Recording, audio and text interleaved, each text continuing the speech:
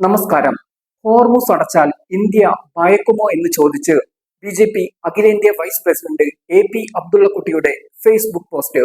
Iran യുദ്ധം കാരണം വന്ന എണ്ണ പ്രതിസന്ധിയെ പ്രധാനമന്ത്രി നരേന്ദ്രമോദിയുടെ നേതൃത്വത്തിൽ ഇന്ത്യ നേരിട്ടത് ചൂണ്ടിക്കാട്ടിയാണ് അബ്ദുള്ളക്കുട്ടി FB പോസ്റ്റ് ഇട്ടിരിക്കുന്നത്. ഇറാനെ എതിർക്കാതെ ട്രംപിനോടുള്ള എതിർപ്പാണ് കുറിപ്പിൽ തെളിയുന്നത്. 9 വാതിൽ ചവിട്ടി തുറക്കാൻ കഴിവുള്ളവൻ മോദി. ഹോർമുസ് അടച്ചാൽ ഇന്ത്യ ഭയക്കുമെന്ന് കരുതിയോ മിസ്റ്റർ ട്രംപ്?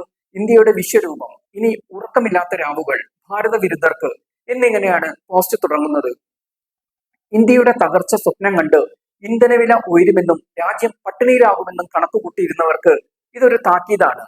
പശ്ചിമേഷ്യ കത്തുമ്പോഴും ഹോർമുസ് കടലിടുക്കിൽ ഉപരോധം വരുമെന്ന് ഭയപ്പെടുമ്പോഴും ഭാരതം പതറുന്നില്ല.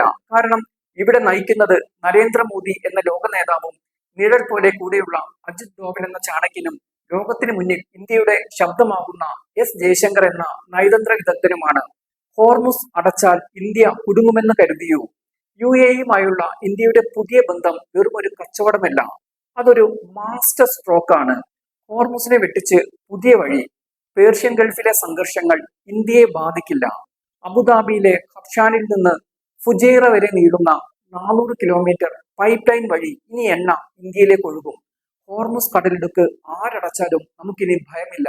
ഒപക് നിയന്ത്രണങ്ങൾ മാറി, ഉൽപാദനം കൂടും. UAE ഒപക്കിൽ നിന്ന് മാറുന്നതോടെ ഉൽപാദനം വർദ്ധിക്കും. പ്രതിദിനം 18 ലക്ഷം ബാരൽ വരെ എണ്ണ ലഭ്യമാക്കാൻ ഈ പൈപ്പ് ലൈൻ വഴി സാധിക്കും.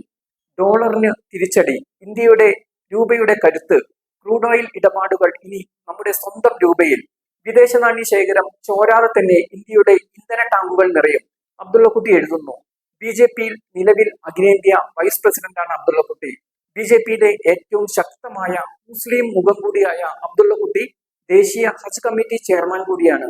ബി.ജെ.പിയിൽ ഇപ്പോൾ വലിയ മാറ്റങ്ങൾക്ക് വഴി തുറക്കാൻ പോവുകയാണ്.